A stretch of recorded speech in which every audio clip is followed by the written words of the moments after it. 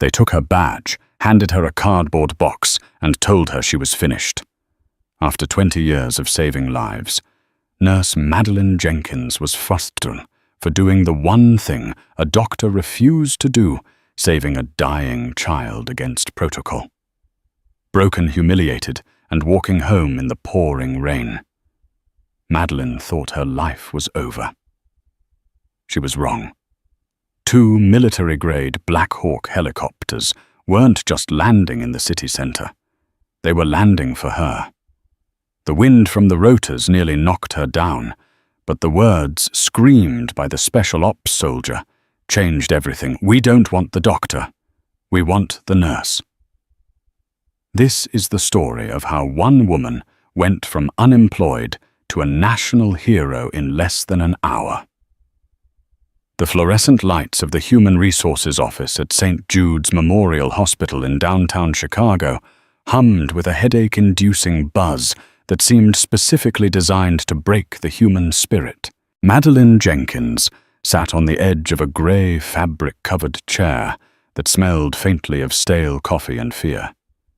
She kept her hands folded in her lap to hide the fact that they were shaking. These were hands that could insert an IV into a collapsing vein in a moving ambulance, hands that had held the hearts of trauma victims, hands that had steadied nervous fathers in the delivery room. But right now, facing the smirking face of Dr. Marcus Sterling and the cold, bureaucratic stare of HR Director Linda Halloway, those hands felt useless. "Insubordination," Linda said, tapping a manicured fingernail on the manila folder in front of her. She didn't look at Madeline. She looked at the paper, as if the paper were the person she was firing. "Gross misconduct. Violation of hospital hierarchy protocols. The list is extensive, Ms. Jenkins." Madeline took a breath, the air tasting of recycled antiseptic. "I saved the patient, Linda. The boy, Leo, he's alive. If I hadn't administered the epinephrine when I did, while Dr. Sterling was still debating the insurance authorization, that child would be in the morgue." Dr. Sterling shifted in his chair. He was a man who wore his stethoscope like a piece of jewelry rather than a tool. He was the chief of surgery, a man whose family name was plastered on the new oncology wing, and whose ego took up more space in the room than the furniture. "You undermined my authority in a critical trauma situation," Sterling said, his voice smooth, practically oily. "You are a nurse, Madeline. A highly paid, perhaps overqualified nurse, but a nurse nonetheless. You do not make decisions. You execute orders. When you pushed past me to access the crash cart, you created a hostile work environment." "I created a heartbeat." Madeline snapped, her composure cracking. His throat was closing up. "He was in anaphylaxis. You were on the phone with the legal department." "That is enough," Linda cut in, finally looking up. Her eyes were devoid of empathy. "The decision has been made. Madeline, Dr. Sterling has formally requested your termination effective immediately. We are revoking your access to the EMR system as we speak. Security is waiting outside to escort you to your locker." The silence that followed was heavy, suffocating. Madeline looked at Sterling. He offered a small, triumphant smile, the smile of a man who had never been told no in his life, and wasn't about to start tolerating it from a 45-year-old trauma nurse with a mortgage and a bad back. "You're making a mistake," Madeline whispered. "It wasn't a threat. It was a diagnosis." "The only mistake," Sterling said, standing up and buttoning his pristine white coat, "was thinking you were indispensable." The walk to her locker was a blur. It felt like a funeral procession for her own life. 20 years. She had started at St. Jude's when she was 25, fresh out of nursing school, full of idealism. She had survived the pandemic, the budget cuts, the strikes, and the endless nights of understaffing. She knew the name of every janitor, every cafeteria worker, and the favorite color of the security guard, old Mr. Henderson, who was currently looking at her with sad, confused eyes as he waited to escort her out. "I'm sorry, Madeline," Mr. Henderson mumbled as she dumped the contents of her locker into a small cardboard box. A stethoscope, a framed photo of her late husband, Mark, a half-empty bottle of ibuprofen, a ceramic mug that said, "Nurses call the shots." It looked pathetic. 2 decades of service reduced to a box that wouldn't even fill the passenger seat of her car. "It's not your fault, Fast Eddie," she said, using his nickname, trying to be brave. But her voice trembled. As she walked through the trauma ward one last time, the silence was deafening. The other nurses, Jessica Maria David, wouldn't meet her eyes. They knew what was happening. They knew that if they spoke up, if they defended her, Sterling would come for them next. The hospital wasn't a place of healing anymore. It was a kingdom, and the tyrant was on the throne. She reached the automatic glass doors of the emergency department entrance. The blast of cold October air hit her face, stinging her eyes. It was raining, of course it was raining. A grey, miserable drizzle that soaked the city in gloom. Mr. Henderson stopped at the threshold. "Take care of yourself, Madeline. You too, Eddie. Watch that blood pressure." The doors slid shut behind her with a final whoosh. Madeline Jenkins stood on the sidewalk, the rain instantly plastering her hair to her forehead. She clutched the cardboard box to her chest to keep the photo of Mark dry. She didn't have her car. It was in the shop for a transmission issue she couldn't afford to fix now. She had to walk 6 blocks to the train station. She took the first step, her sneakers squelching on the wet pavement. She was unemployed. She was alone. And for the first time in her life, she had absolutely nowhere to be. The city of Chicago moved around her, indifferent to her tragedy. Taxis splashed dirty water onto the curb. Businessmen with umbrellas rushed past, checking their watches.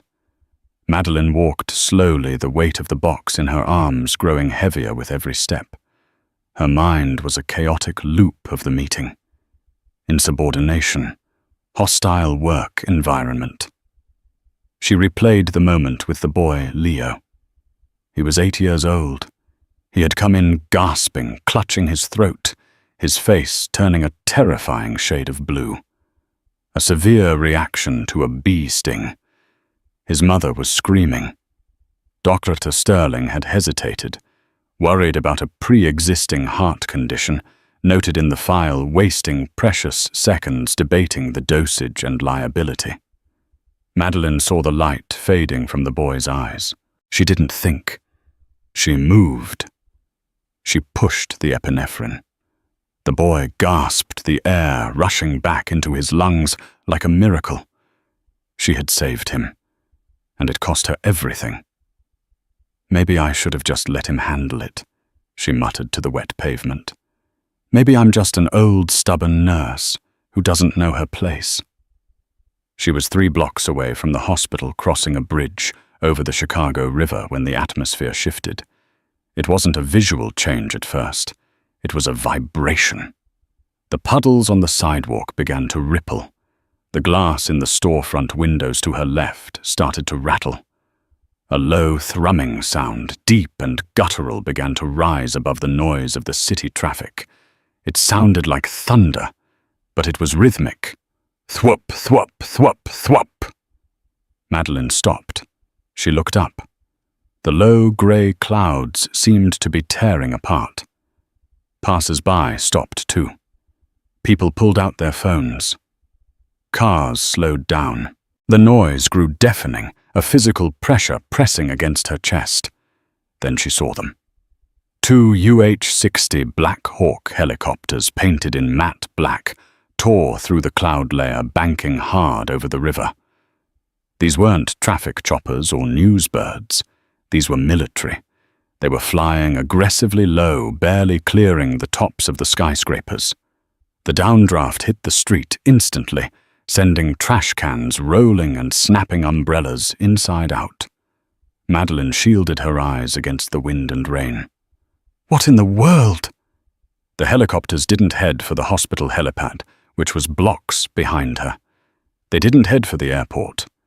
They slowed into a hover directly over the intersection of Wacker Drive and State Street, right where Madeline was standing. Panic erupted on the street. People screamed and scattered, assuming it was a terror attack or a crash landing. Cars slammed on their brakes, causing a pile-up of screeching tires. But Madeline didn't run. Years of trauma nursing had trained her to freeze and assess, not flee. She watched as the lead helicopter descended with terrifying precision. It wasn't landing on a pad. It was landing right in the middle of the intersection. The pilot was skilled, insanely skilled. The skids of the Black Hawk touched down on the asphalt, with barely a bump, the rotors slicing the air feet above the traffic lights. The second helicopter hovered above, providing cover, a sniper clearly visible in the side door. The side door of the landed helicopter slid open before it even settled. 3 men jumped out. They were dressed in tactical gear, but not police SWAT. This was high-level military, no insignias, just dark green and black with earpieces and assault rifles strapped to their chests. But the man in the lead wasn't holding a gun. He was holding a tablet. He scanned the terrified crowd, ignoring the honking cars and the screaming pedestrians. He looked frantic. He spun around, his eyes locking onto people, dismissing them and moving on. Then he saw her. He saw the woman in the soaked blue scrubs, clutching a soggy cardboard box. The soldier pointed directly at her. He didn't just point. He started sprinting toward her, dodging a stopped taxi. Madeline took a step back, her heart hammering against her ribs. What did I do? Is this about the hospital? Did Sterling call the police? No. The police don't have Black Hawks. The soldier reached her in seconds. He was tall, imposing, with rain dripping off his tactical helmet. He looked at her scrubs, then at her face, then at the ID badge that was still clipped to her pocket. The one Linda hadn't physically taken, only deactivated. "Madeline Jenkins!" the soldier roared over the scream of the rotors. Madeline nodded, unable to speak. She gripped her box tighter, as if it could protect her. The soldier tapped his earpiece. "Asset located. I repeat, asset located. We are at the extraction point." He looked back at Madeline. "Ma'am, you need to come with us, now." I was just fired." Madeline stammered, the absurdity of the sentence tasting like ash in her mouth. "I don't work for the hospital anymore. If you need a doctor, Dr. Sterling is—" "We don't want a doctor," the soldier shouted, grabbing her arm with a grip that was firm but desperate. "And we sure as hell don't want Sterling. Intel says you're the trauma lead on shift. You're the specialist for pediatric thoracic trauma, correct?" "Yes, but—" "Ma'am, the president's goddaughter is dying in a secure location 20 miles from here. Her airway is crushed. The Secret Service medical team can't stabilize her. They asked for the best thoracic nurse in the Midwest. 3 different surgeons named you." Madeline's eyes widened. "The president's?" "We have 4 minutes to get you in the air before she suffocates," the soldier said, pulling her toward the helicopter. "Drop the box, Madeline. We're going." "My husband's picture," she cried, resisting. The soldier didn't hesitate. He grabbed the box from her, tucked it under his arm like a football, and swept her off her feet with his other arm. "Then the box comes too. Go, go, go." He practically threw her into the back of the Black Hawk. Madeline scrambled across the metal floor, her wet scrubs sliding on the diamond plate. The soldier jumped in after her and slammed the door. "Lift off, go punch it!" he screamed into the headset.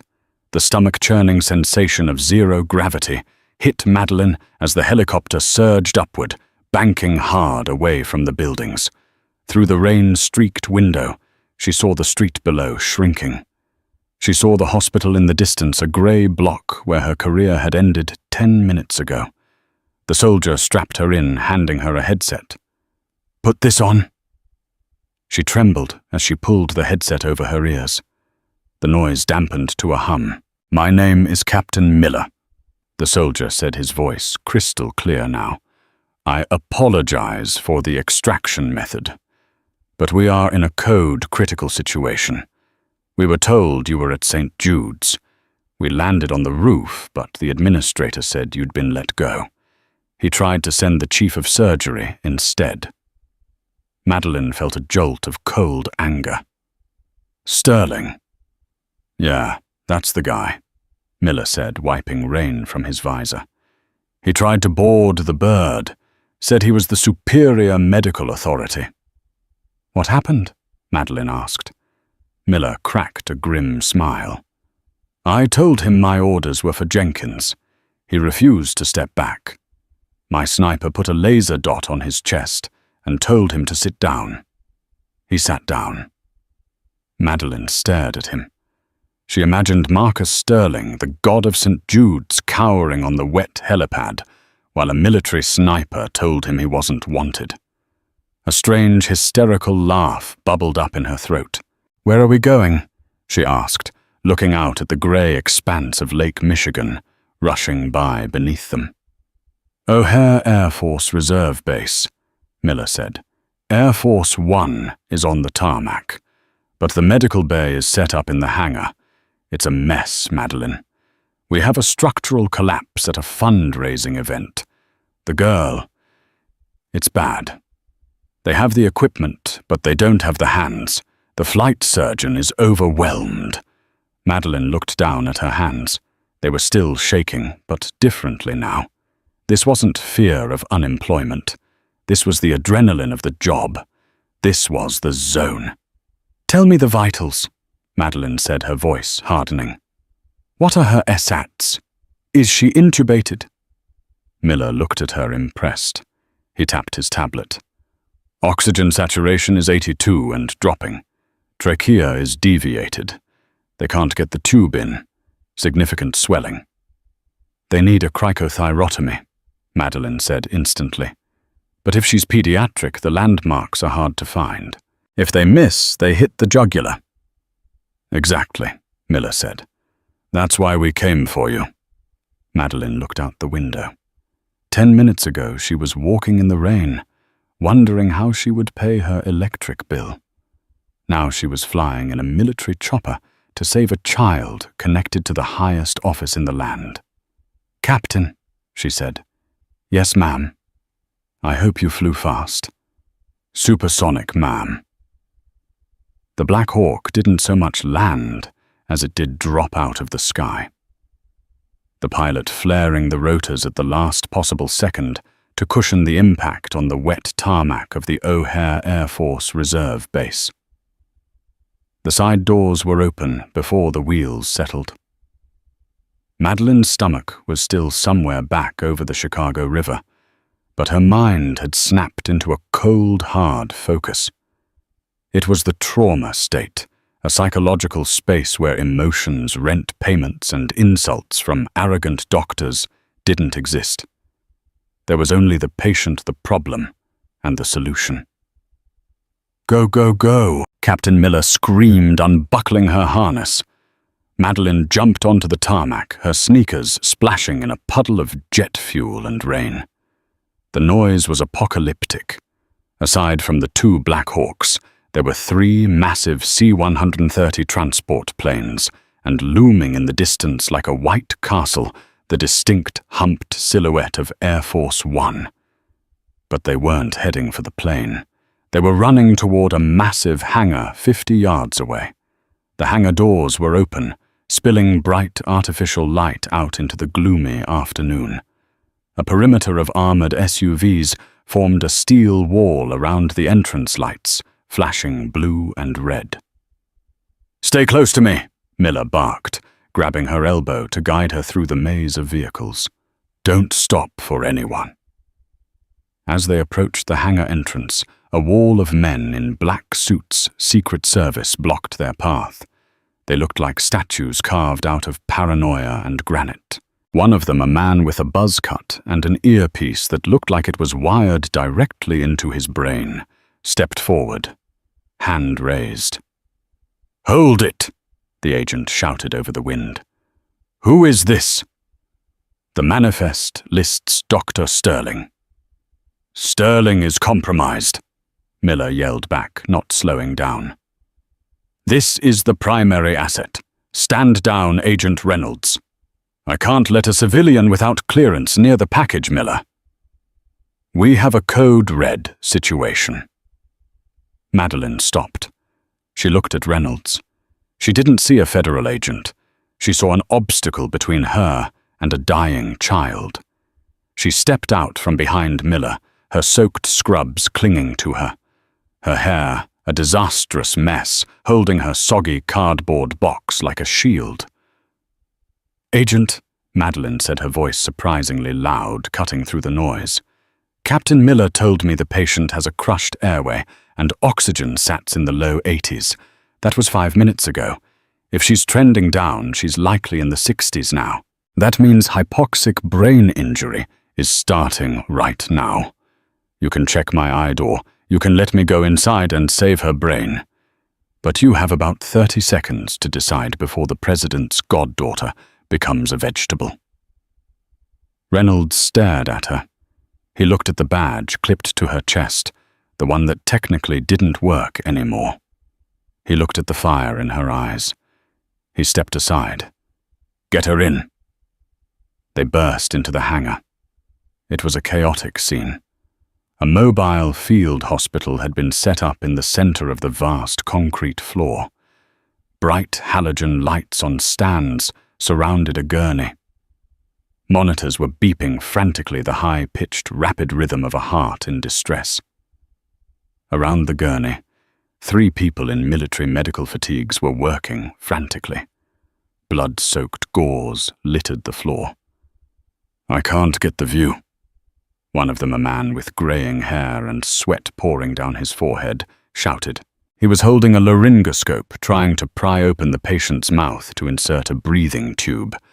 "There's too much blood suction. I need more suction." "Suction is maxed out, Colonel," a nurse yelled back. "Sats are 68. She's bradying down. Heart rate is dropping." Madeline dropped her box on a supply crate and ran to the bedside. The patient was a little girl no older than 8. She was pale, her lips a terrifying shade of violet. Her neck was swollen, bruised, a deep, angry purple, the sign of massive trauma to the trachea. She wasn't moving. Madeline didn't ask for permission. She didn't introduce herself. She stepped up to the head of the bed, right next to the colonel who was failing to intubate. "Stop," Madeline said. It wasn't a suggestion. The colonel, Dr. Aris Vance, the chief flight surgeon for the Air Force unit, snapped his head up. "Who the hell are you? I'm the person who's going to tell you that you're digging around in a shattered larynx." Madeline said, her eyes locked on the girl's neck. "You keep trying to intubate orally, you're going to tear the remaining tissue and she'll never breathe again. Look at the subcutaneous emphysema." She pointed to the puffiness around the girl's collarbone. "Air is leaking into the tissues. Her trachea is transected." Vance hesitated.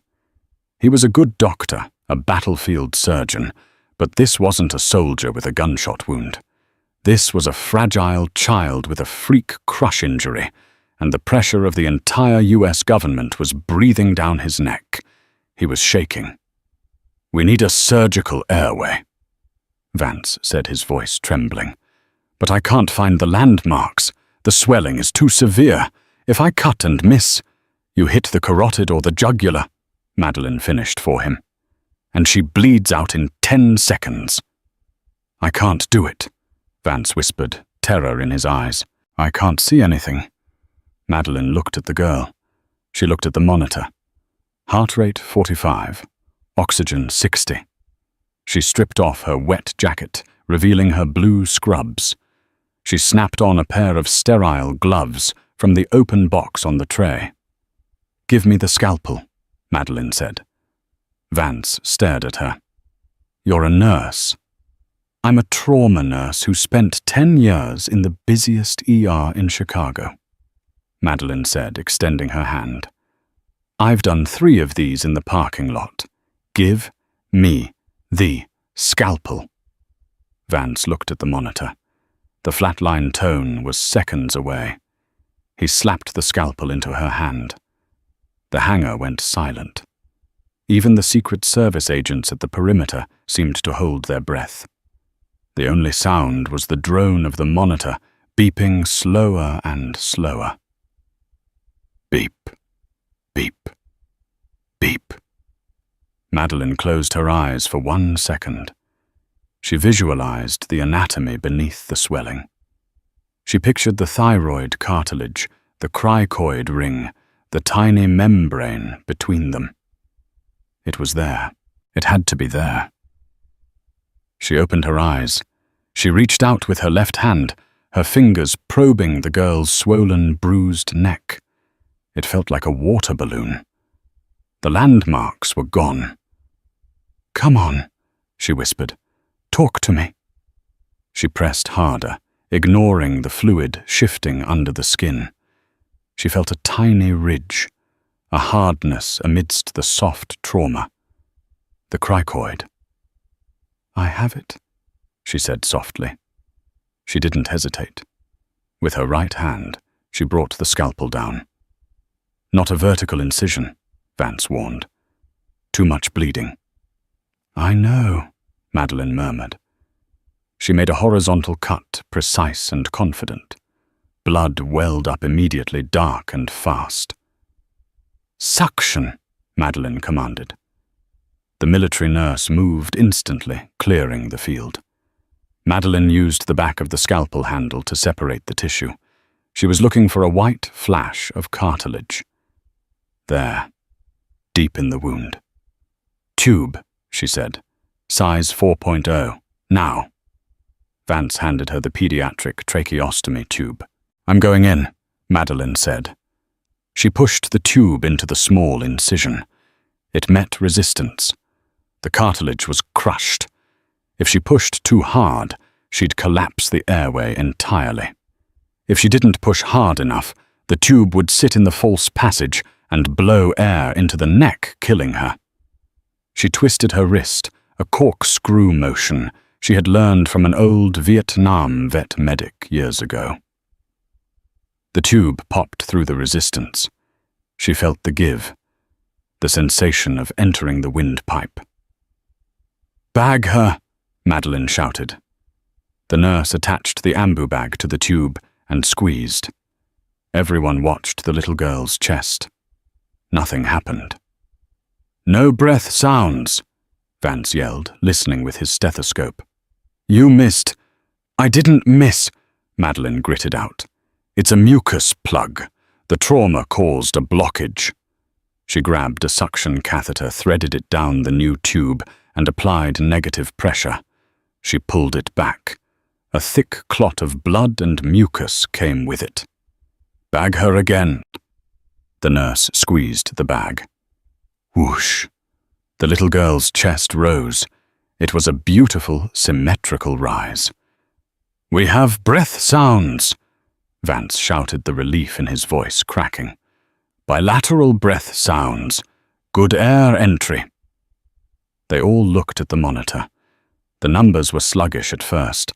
Then they began to climb. Oxygen 70, 75, 85, 92, 98. The heart rate picked up.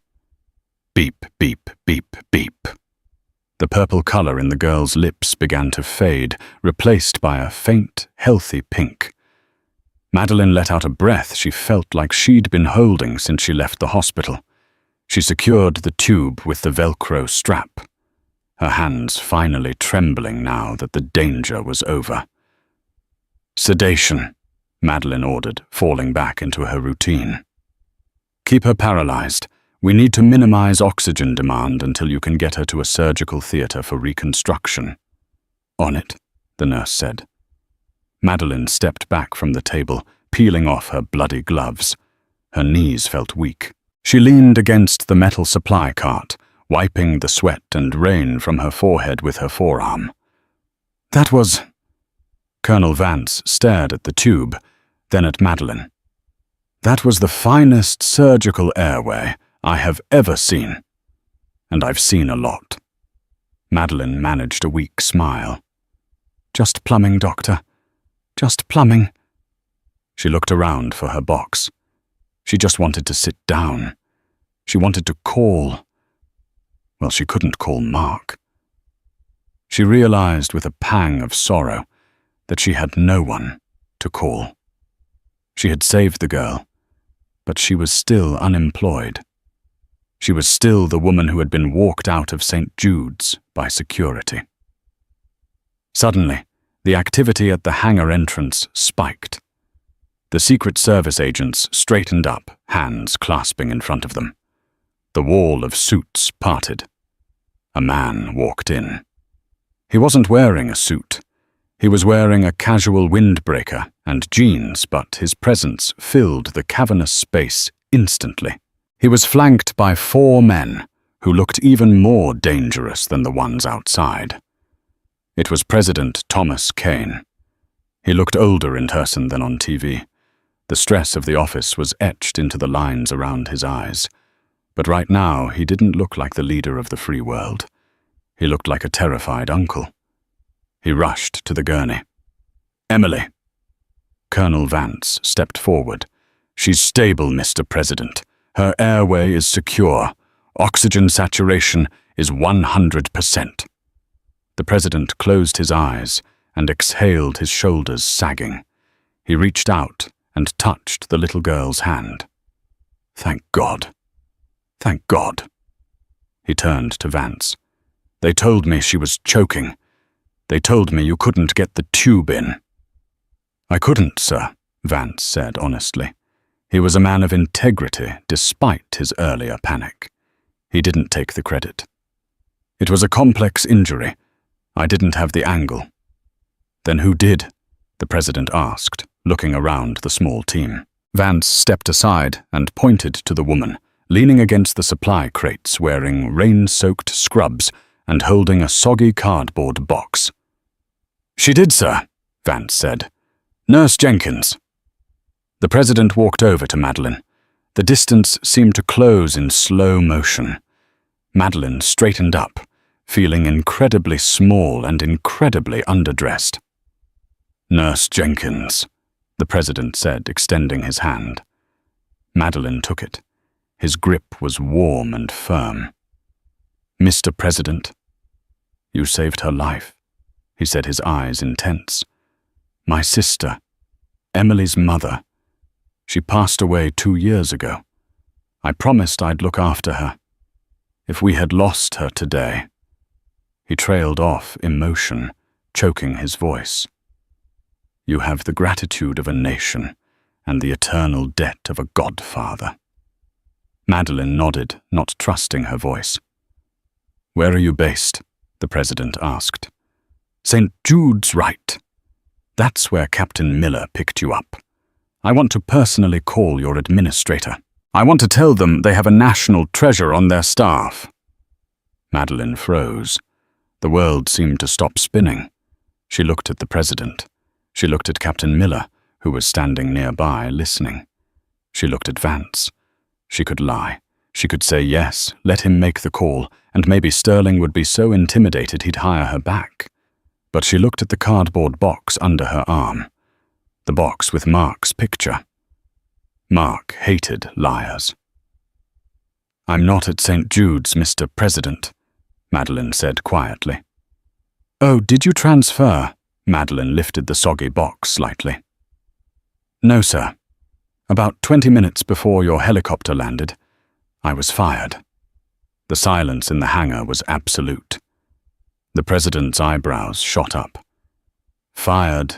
Yes, sir. For what? Madeline took a deep breath. For insubordination.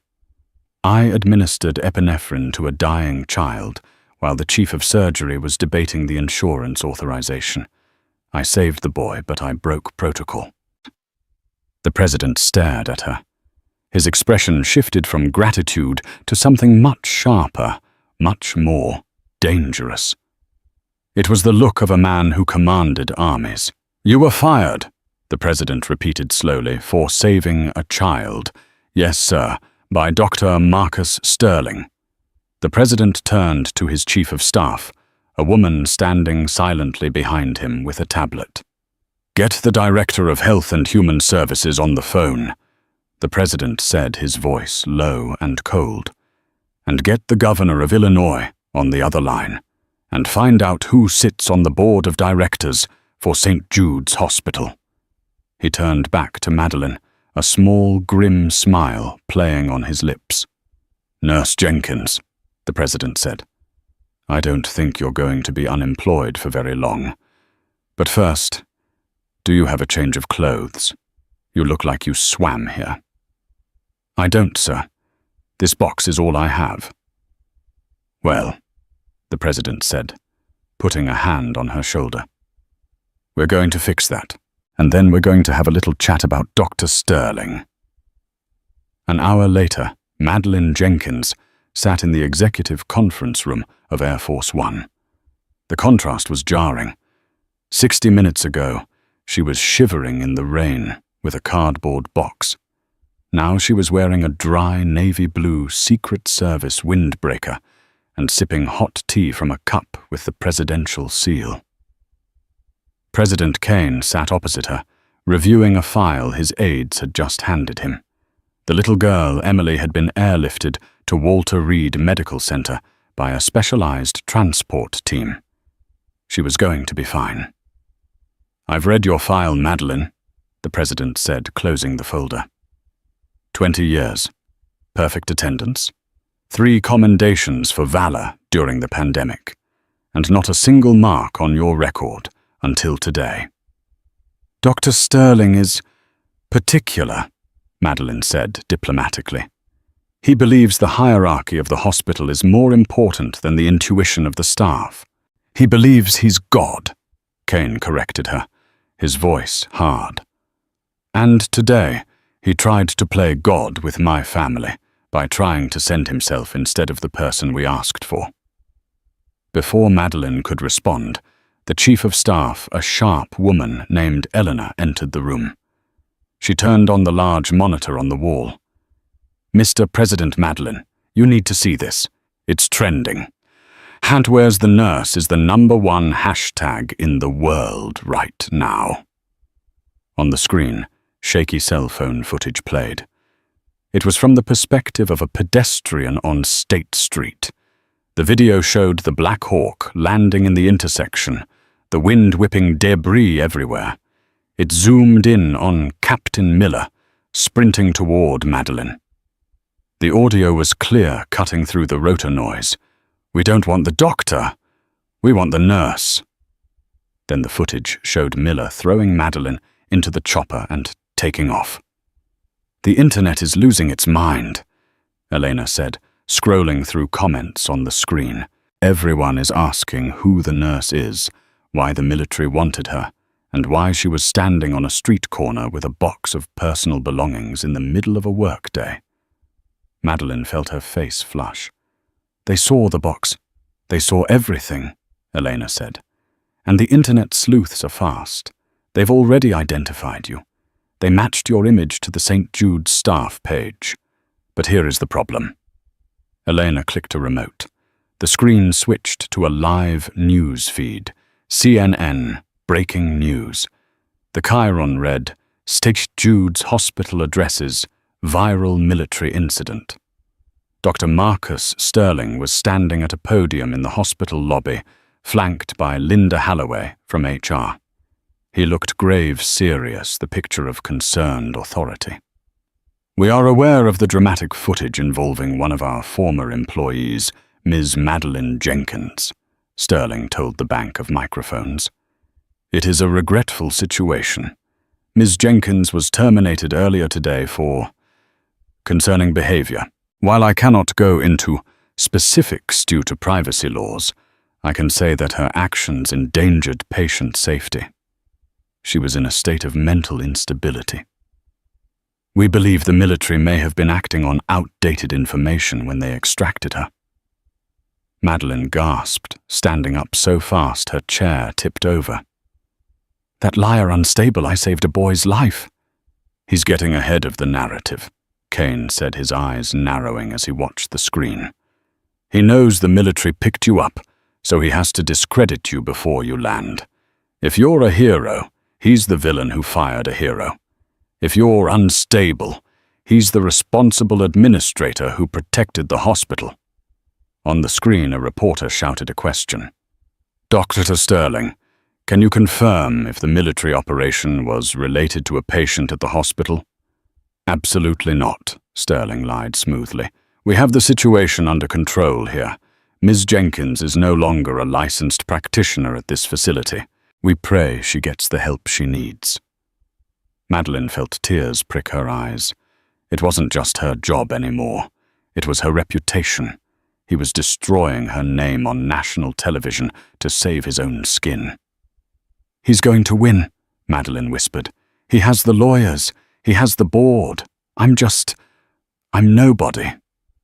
President Kane stood up.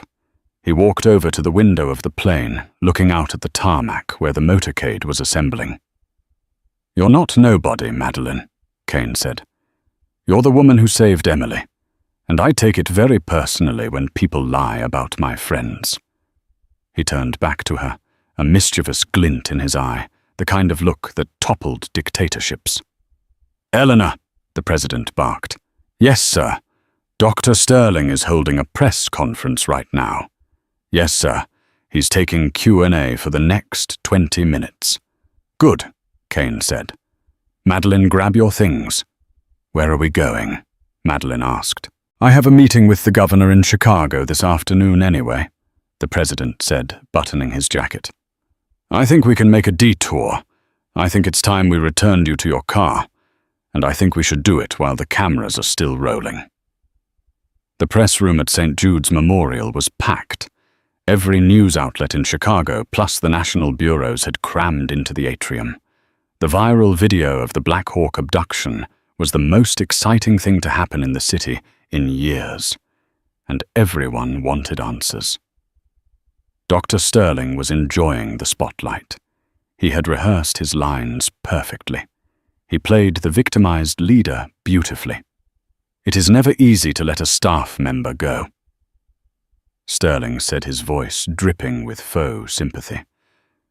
Madeline was a fixture here for a long time, but medicine requires precision, not vigilantism. We have strict protocols for a reason. But why did the military want her? A reporter from the Chicago Tribune pressed. A clerical error, surely. Sterling dismissed with a wave of his hand. I offered my own services to the rescue team, but in the confusion they grabbed the first person they saw wearing scrubs. It was a chaotic scene. Linda Halloway nodded in agreement beside him. We are currently reviewing our security measures to prevent such disruptions in the future. Suddenly, the phones of every reporter in the room lit up simultaneously. Buzzing, chiming, pinging. A murmur went through the crowd. Reporters looked down at their screens, then looked at each other with wide eyes. What is it? Sterling asked, annoyed by the distraction. A reporter in the front row looked up, holding his earpiece. Dr. Sterling, are you aware that the presidential motorcade has just exited the highway? Sterling frowned. The president is in town for a fundraiser. That has nothing to do with us. Sir, the reporter interrupted. They aren't going to the fundraiser. Traffic control says they've shut down Wacker Drive. They're heading here. Sterling froze. Here. Before he could process this, the sound of sirens began to bleed into the room from the street outside. Not one or two sirens, a symphony of them. The wail of police escorts, the heavy rumble of armored vehicles. The glass doors of the main entrance, visible behind the press pool, flashed with red and blue lights. 2 Secret Service agents in full tactical gear burst through the hospital doors, rifles held at the low ready. They scanned the lobby. "Clear the lane," one of them shouted. "Make a hole." The reporters, sensing history in the making, parted like the Red Sea. They turned their cameras away from Sterling and toward the entrance. Sterling stood alone at the podium, his mouth slightly open. Linda Halloway took a nervous step back. Through the doors walked 4 uniformed Chicago police officers, followed by the mayor of Chicago. Then came the Secret Service detail. And then walking side by side came President Thomas Kane and Madeleine Jenkins. Madeleine was still wearing the oversized Secret Service windbreaker, her hair tied back in a messy bun, but she walked with her head high. The president had his hand gently on her back, guiding her. The room erupted. Flashbulbs went off like a strobe light storm. Questions were shouted, overlapping into a wall of noise. Sterling gripped the podium so hard, his knuckles turned white. He looked like he was seeing a ghost. The president didn't stop at the edge of the room. He walked right up to the podium. Sterling didn't move. He was paralyzed. "Excuse me, doctor," the president said. His voice amplified by the microphone Sterling was still standing in front of. "I believe you're in my spot." Sterling stumbled back, nearly tripping over a cable. Mr. President,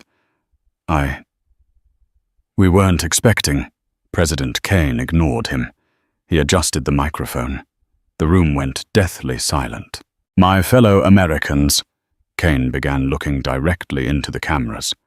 "I apologize for the interruption, but I was watching Dr. Sterling's press conference from Air Force One, and I felt compelled to come down here and correct the record." He gestured to Madeleine, who stood to his right, looking terrified but resolute. "Dr. Sterling just told you that Madeleine Jenkins was fired for instability." Kane said, his voice rising with controlled anger. "He told you she was a liability. He told you the military made a mistake." Kane paused, letting the silence hang heavy. "The truth is," Kane continued, 2 hours ago my goddaughter suffered a catastrophic airway collapse. The best doctors in the military couldn't stabilize her. We asked for Madeleine Jenkins by name because she is the best thoracic nurse in this city, and when she arrived, she didn't just assist. She performed a life-saving surgical procedure that the flight surgeon was afraid to attempt. A collective gasp went through the room. Cameras zoomed in on Madeleine's face. "She saved my family," Kane said, "and she did it an hour after being fired by this man." Kane pointed a finger at Sterling, who was now sweating profusely. "And why was she fired? Because she saved another child's life against this man's orders." The reporters turned on Sterling like a pack of wolves. "Dr. Sterling, is that true? Did you fire her for saving a patient? Did you lie about her mental state?"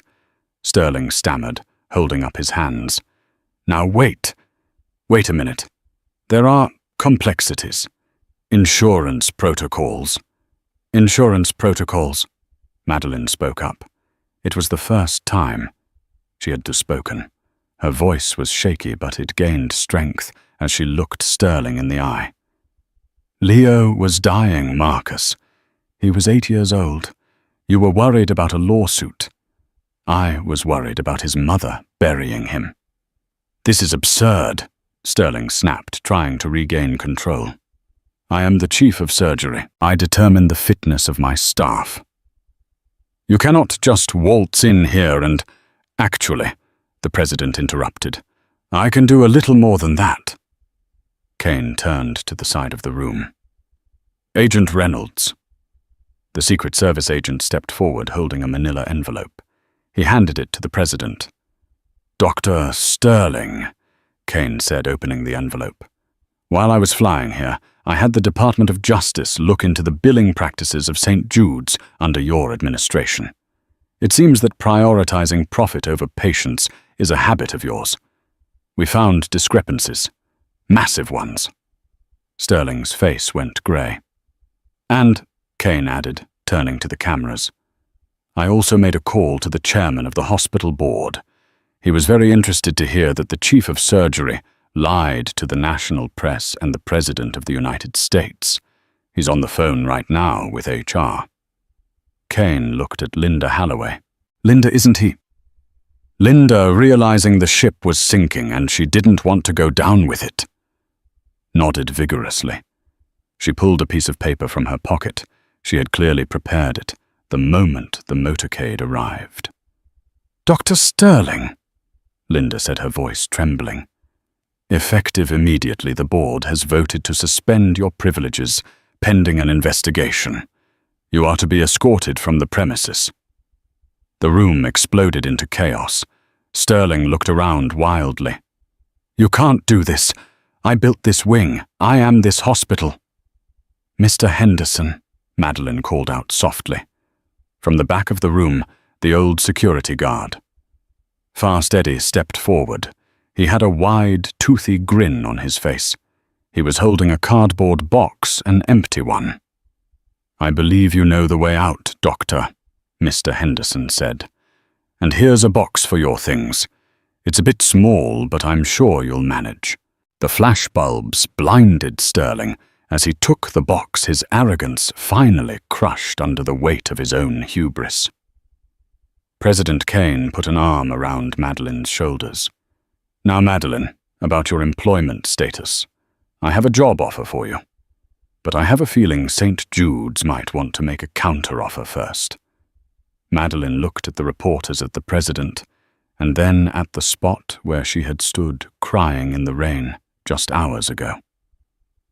I think, Madeline said, smiling for the first time all day, I'm going to need a raise. The rain was falling in Chicago again, but this time it didn't feel like a funeral. It felt like a baptism. It was exactly 1 year later. Madeline Jenkins stood under a large white tent erected in the courtyard of what used to be St. Jude's Memorial. The hospital had undergone a massive rebranding. The sign above the entrance no longer bore the stark, corporate silver lettering of the old administration. Instead, warm, inviting letters read, The Madeline Jenkins Center for Pediatric Trauma. Madeline smoothed the lapel of her white coat. It wasn't the standard nurse's uniform she used to wear. It was the coat of the Director of Nursing Operations. Beneath her name, embroidered in gold thread, were the words, Patient Advocate Chief. You look nervous, a voice said beside her. Madeline turned to see Leo, now 9 years old, standing there in his Sunday best. He was the boy she had saved from the bee sting, the boy whose life had cost her a job and gained her a destiny. He looked healthy, vibrant, and was currently trying to sneak a third cookie from the buffet table. I'm a little nervous, Leo, Madeline admitted, crouching down to his level. Speeches aren't really my thing. I prefer IVs and bandages. You'll be great, Leo said, his mouth half full of chocolate chip. Just tell them the story about the helicopter again. That's the best part. Madeline laughed. I think everyone knows that story by now. It was true. The Black Hawk nurse incident had become folklore in the medical community. It had sparked a national conversation about nurse autonomy and the dangers of administrative overreach. Jenkins' laws were being passed in state legislatures across the country, protecting medical staff who acted in good faith to save lives during emergencies, shielding them from retaliatory firing. The crowd in the courtyard was immense. There were doctors, nurses, former patients, and military personnel. In the front row sat President Kane, smiling like a proud father, with his goddaughter Emily beside him. Emily was 10 now, the scar on her neck, a faint, thin line, a badge of survival. But the most satisfying sight for Madeline wasn't the VIPs. It was the staff. The nurses of St. Jude's were standing tall. They weren't cowering in the hallways anymore. They were empowered. They knew that if they spoke up for a patient, Madeline had their back. The culture of fear that Marcus Sterling had built was gone, washed away by the storm of that one afternoon. Speaking of Sterling, his name was mentioned only in cautionary tales now. The investigation President Kane had launched unearthed a decade of insurance fraud and malpractice cover-ups. Sterling wasn't just fired. He was currently serving a 5-year sentence in a minimum security federal facility for fraud. His medical license had been permanently revoked. Linda Halloway had turned state's witness to avoid jail time and was now working as a chaotic manager at a fast food chain in Ohio, a fate she likely found far worse than prison.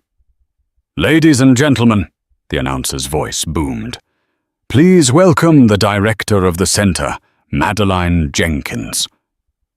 Madeline walked to the podium. The applause was deafening.